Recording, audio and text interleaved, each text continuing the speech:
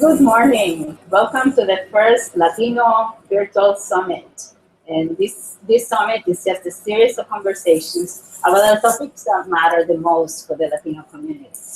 In an election year like this one, filled with all the craziness and all of the hatred, it is crucial that we participate in the electoral process. And so this first session of the Latino Virtual Summit is going to explore civic participation for Latinos. What are the barriers? What is going on with the voting rights? What are the potential and available resources for people to participate in the electoral process now in these elections, but also after the elections? And I'll be talking to two of the foremost leaders working to ensure that Latinos get out the vote. First here, I have Ben Monterroso, who is the Executive Director and Co-founder of Familia, Vota. And we'll be joined soon by María Teresa Kumar, who is the founding president and CEO of Voto Latino. How are you, Ben? How you doing? I'm doing all right. I want to thank you, first of all, for being here. I want to make sure that we talk about this because this is perhaps the most important conversation that we can have this year. Am I right? Definitely. I believe that this is not only the most important conversation, but I think our Latino community and this election will be look up to figure out what kind of country we want to live in. And so our participation is crucial. And so let's start with this, Ben. Why don't you start by telling us a little bit about what Mi Familia Vota does for people who don't understand or know the organization? Well, Mi Familia Vota is a nonpartisan, nonprofit organization with mission it is to build political power within the Latino community. We have been doing that for many years, and the way that we believe that we build power with the Latino community is to expand the electorate, making sure that those who are eligible to become citizens, those who are eligible to vote, get registered and ultimately go out and vote. And those who are not eligible to participate because of whatever issues and the status of their families, they can participate. We all have families, we all have friends and relatives that can participate in the election. So that's how we believe to do it. And we also form coalitions in the local areas to ensure that we have a system where we can hold politicians accountable. And finally, we believe in building leadership in the local area to ensure that tomorrow we're going to have those leaders running not only organizations, not only campaigns, but running the country as they get elected. That's how we are. Wonderful work. And I know that you've been doing a lot of work also on the ground. Definitely. We are located in 6 different states. We have about 14 different cities. We are in Arizona, California, Colorado, Florida, Nevada, and Texas. And you can look at us at ifamiliavota.org. So let's put the topic into perspective then. Historically, what has been the extent of Latino participation in politics in general? Gee, historically, what I think it has been the case here is elections come and go, and people come and see us in our barrios every 3 or 4 months before the elections. And I think that is not only changing, but it needs to change more if we want to get our participation in that community on a regular basis. And what about participation? What has been historically the case for Latinos?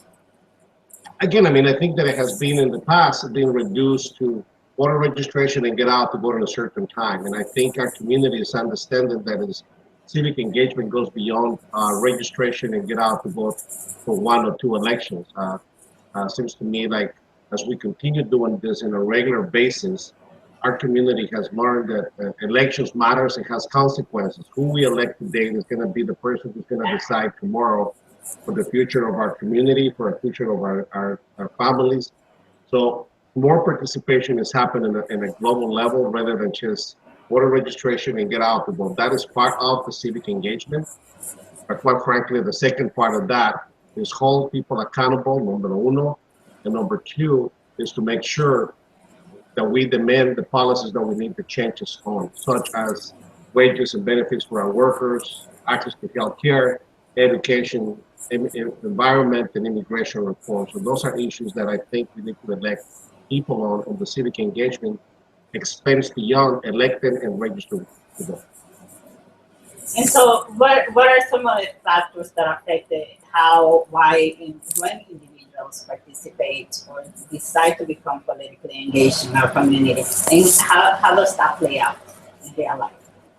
Well, I can tell you why did I start participating, and I think that is general why the community participated. It's not until you see the threats that are happening to you personally, or to the family, or to somebody that you love. I became more engaged back on the day when in California, a proposition put forward by then Governor Pete Wilson and the Republican Party that pretended to eliminate access to education and health care to the kids that were born out of an undocumented parent. That is when I realized how much power these people have and how much power do I have as a voter to make sure that those kind of people don't get elected. Because quite frankly, the Pete Wilsons of the world or the threats that we get in today, the only way that you're going to stop the threats is by voting. So that is how we got engaged, how I got engaged. And I think our community is doing the same thing as we see attacks happening to our families, attacks happening to ourselves, limiting the access to the education, not having access to healthcare, not having a living wage. And then we realize that the elected officials, the ones that we often don't pay attention to, only every 4 years or only 2 years when they come to see us, are the ones who make the decisions. So I just, the more the community sees the value of their participation, the more they're going to get engaged, and the more they've been getting engaged. And that is part of the work that organizations like Familia, Vota does, and this type of programs help us to spend a little bit more. And so that means that it has to become about the issues that touch people on a personal level, right? I think that one of the things that politicians do all the time is to just talk about immigration when they talk to Latinos. And yes, immigration is very important, but we're also affected by other issues, right? Definitely. Our community is in need not only of being treated dignity and respectfully, and I think that is why the issue of immigration is often being looked at Latinos. I mean, many of the Latinos that we talk today, the issue of immigration may not impact them. But the way that the people talk about it definitely is insulting. By the time we figure out whether or not a person that looks like me is or is not a citizen of this country, the insult is already coming. So that is an issue of immigration. Now, let's keep in mind that we can resolve the issue of immigration tomorrow, but that is not going to go and resolve the issue of access to the quality health care that we need for our families. That is not going to result in better access and less expensive education for our kids. It's not going to resolve the fact that our salaries are not being increased on a regular basis. It's not going to result in making sure that the environment is being taken care of. And why not say that? I mean, quite frankly, even the guns and security that we're trying to get on that is not being addressed. And the people that we elect, those are the ones to make the decision what issues to take care of that. And it's not only on the federal level, it's also in the local area. Mm-hmm. And another thing that I have noticed is that, you know, we always have known that our community is kind of we're definitely not homogeneous. There's so many different parts of our community that and I think that people tend to talk to us in a very blanket way, right? So they have one message that they think is going to reach all of the Latinos. But I think in this election in particular, the gap between the older generations or the Spanish-only speaking generations and the younger generations has been a lot more obvious to many people. So in your experience, what's the difference between the needs of the older and younger Latinos when it comes to getting involved in public participation? Well, let me touch a little bit more in terms of the diversity in our community. I mean, let's be honest. One thing that unites us and one thing that makes us unique is sometimes the language. When we all speak Spanish, and even though in some countries and others, some Spanish is a little different the way we talk, but in general, the Spanish is but the only thing that I would say that is the unique thing that we have, and even that is a little different. Yeah. I want to say that we need to The recognize. culture too, no? Pardon me? The culture, we share the culture regardless of the Spanish or English. Culturally and all of that. I mean, like I said, I mean, there's a few things that unite us that makes us unique. However, when it comes to our community, we also have to recognize not only that the parts of the world that we come from. I mean, there are some people from a lot of people that have Mexican descent, a lot of people that have the Caribbean descent, a lot of people in Central America. I mean, you name it, right? And all of us have different cultures and different things that we follow. But however, and going back to like the differences between the older and the young generation, I just think like how do we reach that gap, especially in the United States? We have generations and generations of Latinos who've been here. Like some people said, I didn't cross the border crossed me. So which means with that, I was here before the United States was the way it is. But they still nonetheless identified themselves as Latinos. So that you have those generations plus generations. Then you have the new generations, immigrants like myself, that came to this country a couple decades ago and now have kids who are no longer immigrants. They are already the second or third generation when you go to the kid. So we need to recognize those generational changes. We also need to recognize the youth. The way that we talk to the youth today is not the same way that it used to be talked years ago.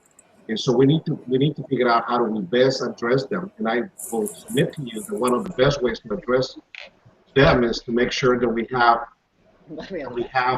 people like them talking to them. And the older generation continue figuring it out a way that is going to be attractive and talking to the issue that matters. Bienvenida, buenos días. Bienvenida, ¿cómo estás, María Teresa? It's linda. Y Ben, you look so colorful. I love the walls. Thank you.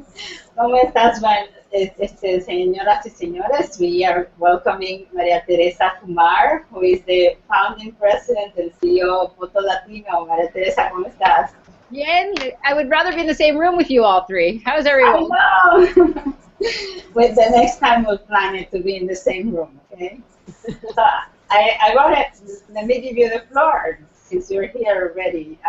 Tell us a little bit about what Voto Latino does, María Teresa, for those viewers who don't know the organization. Yeah, so Voto Latino, the idea was that we wanted to target people that were the children of immigrants, basically recognizing that young people were leaders in their household long before they were 18 years old, helping their parents navigate America. So we started targeting American Latino youth using technology, using online mobilization, using digital influencers like the Geek Goddess, and recognizing, guess what, that we spoke English. And so that this journey happened over a decade ago, and we have longtime partners. Mi Familia Vota is an adamant supporter, and we're adamant supporters of them. They do excellent work on the ground and have become a really important digital partner as well. We also partner with folks such as Remezcla and Huffington Post, and we have an artist coalition. And the idea is that we want to go where young people are, because oftentimes when people talk about voting,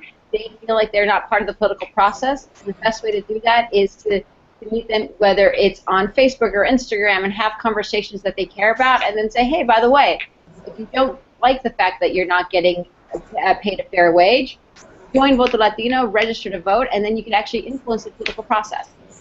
That's awesome. And you came right on time, María Teresa, because we were talking precisely about that, how there's a difference between the older generations of Latinos, however diverse that is, and the younger generation. So in your opinion, what is the difference in the needs for the different voter segments? And what would motivate the specific Latino subgroups, such as the young voters, to participate in the political? Yeah, so I have to say, language has played such an important role in ensuring that our parents are part of the conversation. Univision, Entrevisión, Telemundo, Mi Familia Vota have all done a fantastic job getting folks that are Spanish dominant to participate, much more than English dominant. And so our challenge is basically going, again, trying to find those young Latinos that have never been asked to participate. And that's a little harder because there's not a medium of choice, for example, right? They often rely heavily on each other to have conversations. That's one of the reasons, for example, that we launched VoterPal. VoterPal basically it's an app that you can download, and anybody watching on this chat right now, they can download it. They can take a picture of the back of the driver's license. It pre-populates your form, but the best part is that you're not done then. Once you basically still have to print it out. You still have to print it out, but the best part is that with that same app, you can be at your next club, the next party, and you can start registering everybody around you. And it's the power of numbers, recognizing that we have close to 1 million young people turning 18 years old every single year. In the last election, from the last election to the present, we've had almost 4 million Latino voters. Imagine if all those 4 million new young voters voted, we'd go from 12 million participation to 16 million participation. More than half, right? Close to half, right? So our job is to basically not only inspire them, but to talk to them in the mediums that they converse in. So the idea with VoterPal is that once you register, you can go ahead and put a tweet on your Twitter saying, hey, I just registered with VoterPal, download it as well. That is amazing. I need to get that because every time that I go around, I'm going to start registering people. We have to. I mean, think about the power. So last time, 12 million Latinos came out and voted. That's 50% of us. Since when have we been satisfied with 60%, Ben? We've never been satisfied with 50%. No, imagine paying for a whole pizza and getting 50% of a pizza. Yeah, we're not gonna be happy until we actually see our community participating at minimum at the same levels as other communities. Our goal is not that. That is the minimum. Our goal is to get 100% of our community to participate and engage in this beautiful country of ours in a lot of different ways. As María Teresa said, language is one of the things, different tools, different technology. We have a lot of things to our disposal, and I think that altogether we are maximizing to the degree we can those venues to make sure that we, do it through the social media, through it through the traditional Spanish media, do it through the churches, do it through all these other things that we need to make sure that we work on it. And continue doing it. I mean, quite frankly, civic engagement is something that often we not even want to talk about it in the neighborhood. I think that having an election like this year's election, where the now nominee of the Republican Party started with insulting all of us Latinos. I mean, he referred to all of us as Mexicans, but regardless of his ignorance, we know what he meant. So I just think that we need to continue to get and engage our community. One of the reasons that I believe candidates and or policymakers don't pay attention to our community because they think that we're not paying attention to them. The only attention that they understand that when we're paying attention is when we're voting. So we're going to continue doing that. We have to. Yeah, and one other thing is that, one of the biggest barriers, I think, is the border restriction laws. So let's talk a little bit about that. This is a little kind of a complicated topic because it goes by states and it depends on so many different factors. But we've seen an onslaught of these laws popping up in different places around the country. What has been the effect of those laws in our community? What can we do to fight back? So I think we could do two things. We could work two ways, right? And I think that we did such an effective job when the Shelby passed. So just a very quick tutorial. Shelby County versus Eric Holder basically gutted the Voting Rights Act. The Voting Rights Act of 1963 basically gave the Department of Justice oversight to make sure that there were no shenanigans on the polls for people of color, meaning that they couldn't have poll taxes, that you couldn't have time taxes, you couldn't do that. Shelby County came in and basically broke it apart and said, Congress, you need to figure it out.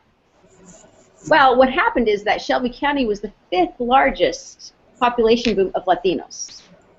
And every single state that followed those shenanigans had 100% or more of Latino population growth since 2000, excuse me. So it wasn't by accident that they're following where Latino population boom is going.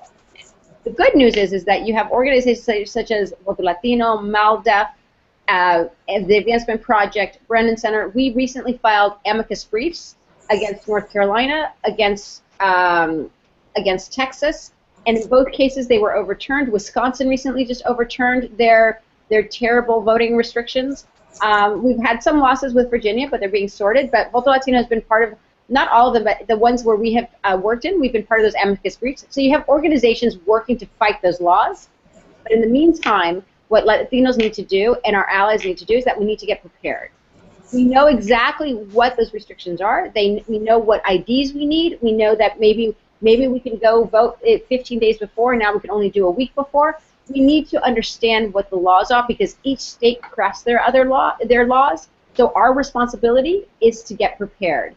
Voto Latino, at the end of this week, we're going to launch a website called, it's at our election center, where you're going to know exactly what IDs you need, what you need to prepare. In the meantime, if you can't wait until the end of the week, you can go to Vote 411 it's the women's election center, and vote411.org basically provides you all that information as well. And so let's talk about, we're barely 99 days out from the election. That gives us how many weeks, Ben? We have 14 weeks starting today. That is 14 Tuesdays to the election, and if we're gonna say what Maria Teresa said earlier in terms of like getting people registered to vote and getting them ready to start voting early, I would say that we have 10 weeks to get ready and 4 weeks to get people out to vote. What are the plans? What are the plans that Mi Familia Vota and Voto Latino have for these 99 days and 14 weeks that we have going out to the election? Ben, let's talk a little bit about Hispanic Heritage Month of Action. Well, so, we can start there. I mean, actually, we have number one, as Maria Teresa said, for us, for Mi Familia Vota, the month of August is to continue tweeting everything that we need to be fixed, because to me, the real campaign is going to start September 1st moving forward. That is when you're going to see the debate. That's when you're going to see more people paying more attention and doing all of that. So we need to continue building that. The Hispanic Heritage Month, it gives us an opportunity to not only celebrate our history and our heritage, but also to build the political power that we need in a lot of different ways. So we want to make sure that that is being taken advantage of it, but specifically within the Hispanic Heritage Month, it is the voter registration date that is going to be in September 27th, which I think is the day that we all need. We have 2 dates, right? So we're turning on the lights on September 15th. Yeah. And September 15th kicks off Hispanic Heritage Month. We have right now, we have Spotify, Tumblr, we have Twitter, and basically about 120 organizations that are all going to turn the lights on September 15th. And we did a pilot last year with Ben Monterroso, with Mi Familia Vota, and the Hispanic Chamber. And through that pilot, we had about 120 organizations, and we were able to register around 19,000 people. Like, we're onto something. So the idea is for September 15th, we basically bring in as many groups. We're reaching out to digital stars like you. We're reaching out to our celebrity networks. We're reaching out to media personalities. And the idea is, like, let's do voter registration on the ground and online, and let's take everything over so that people realize that we're coming. And the idea is that we want to register as many people on September 15th. The more people that we can register on September 15th, the more time we have to actually make sure that we are registering as many people as possible. The rest of the month, September 15th, is going to basically be a drumbeat for Hispanic Heritage Month of Action. Another day that we're going to activate is September 27th, and that is National Voter Registration Day. Voto Latino was one of the co-founders of National Voter Registration Day. The first year, we registered 300,000 people with 1,000 organizations on one day. And the president has since recognized it as a national holiday. We want to do the exact same model, but we want to do it for September 15th so that we want to send a very clear message to folks that this is the last year that you can say something bad about us, about our family, and get away with it. Because come November, you have to think twice. Y nos toca necesita respetarnos un poquito más. Respeto. I agree with you. So there's another thing here too, that there are people who are not eligible to vote. And so what are some ways in which everyone, whether or not they are citizens, can participate in the elections and in civic life in general? Voter Pal. You can anybody can download Voter Pal on your Android or on your iPhone, and you can start registering other people to vote. And the cool thing is that we'll be able to keep a tab. Eliana, if you go and you register 15 people, I'll be able to say, she went to this event and registered 15 people. For Voto Latino, we have we have 51 concerts with Live Nation. We need volunteers. And in those, we have everything from Julieta Venegas, we have Lila Downs. We'll be announcing a couple of others, but we need volunteers. So maybe you can't register, maybe you're 18, you're 16 years old. Well, you can volunteer for us. Maybe you're not eligible because of your status. You could volunteer for us. We are going to need people who can phone bank. We're going to be people who could door knock. We get people who could actually go to concerts. I don't think that's a bad volunteering opportunity, but who knows? Sounds like fun. Well, I would just basically say for everybody that is watching us today, democracy in this country is beautiful because you have the ability to participate whether you're legal permanent resident or not, whether you are age of voting or not, whether you're a citizen or not. Now, some of us who are citizens, we have a bigger responsibility, and that is voting. However, you cannot be a spectator. You always have friends, relatives that you can help. We get a lot of volunteers, a lot of people helping us to register others, a lot of people helping us to inform others. I mean, we have a lot of people who said, I'm not eligible to vote, but you are. So why is it that you're not voting for me if you don't want to vote for yourself or for your country? Vote for me, because I need good elected officials that are going to take care of my future and my family. So I just think that whether you have the age of voting or not, because I mean, we have kids helping us from the age of 12 moving forward and helping us to walk precincts and talking to the community. I think that there is no excuse for not participating. The only excuse that you may have is that you don't want to do it, and that is not a whole lot that we can do. But we need you, the country needs you, your family needs you, and so is the community. So if you're not eligible to participate for whatever reason, you're not yet 18 or whatever, there's ways to do it. And if you're already more than 18 or about to be 18 before the elections and citizen and hasn't been registered, what are you waiting for? And make sure to vote. I mean, the only way that we're going to get elected officials to respect us, not a little bit more, but we need to be respected is if we participate in a greater numbers than we have ever done, and we're going to do it this time. And what Ben is saying is absolutely right. I'm sorry, go ahead, Eugene. Sorry. No, go ahead. Go ahead, this is your floor. No, I just get excited. No, but what Ben is saying is absolutely right. There was someone recently said, and I thought it was so astute for the moment we're living. They basically said, not voting is not protest, it's surrender. And we oftentimes hear folks saying that there's too much money in politics. Politics is not for them because there's too much money in it. And what I remind folks is that there's a lot of money in politics because the stakes are so high. And those people writing those big checks, they're still getting up on November 8th and going to vote. They're hoping that you don't. And the beauty about voting is that once you enter that ballot box, it doesn't know gender, it doesn't know color, it doesn't know socioeconomic status, it doesn't know sexual orientation. It just knows that you are participating in the democratic process, you are a citizen of this country, and your voice is going to get heard. We take for granted that in the last 10 years, yes, we haven't had comprehensive immigration reform, but young people led the fight. They're the ones that walked out of classrooms through text messaging and remember MySpace through MySpace. Yeah. And in those 10 years, we've had young people do from immigration to Occupy Wall Street, to a Wait for 15, to the environment, to Fight for Choice, to most recently March for Black Lives Matter. Young people are defining this country, but it only actually matters at the end of the day, all that marching, is that marching is translated to those millions of people heading to the voting booth. And so as we try to define, and someone else, it was a Republican who recently said, when you vote, you're not only voting your values for today, but you're talking about your values for the next 25 years. So if you sit it out today, everything you've been marching for the last 10 years, all the culmination, all that hard work, is for nothing.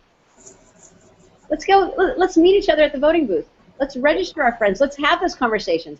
The next time someone is silly enough to say, you know what, I'm not going to vote because there's no one on the ballot, you're on the ballot. Your issue's on the ballot. And they don't want you to participate because then they don't have to deal with your issues. But if you're there, el ángel hace el milagro, my grandmother says, right? The angel is what makes the miracle. If you're there, they see your face, it's a lot harder to say that they can't take care of it. Exactly. So there you have it, people. Show up and vote, and participate in whatever capacity that you can. I want to end the conversation with how can people show up? How can people participate in what you do? Use your website, all of the points of contact for your organization.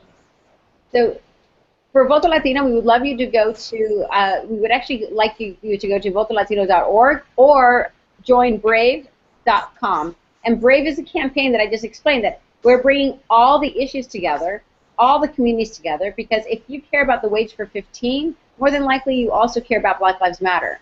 People have been trying to silo us. Don't silo us. If you can't go to any of those websites, we're on Facebook and Twitter. And if you still can't go to any of those websites, at minimum, download VoterPal. And it's completely nonpartisan. It's on both the Android and the App Store. And the idea is enfranchise yourself, get empowered. There you go. And then? Well, the only thing that I would say here is elections have consequences. We can no longer allow politicians and judges to have our fate in their hands when we actually have it in our hands. Participate.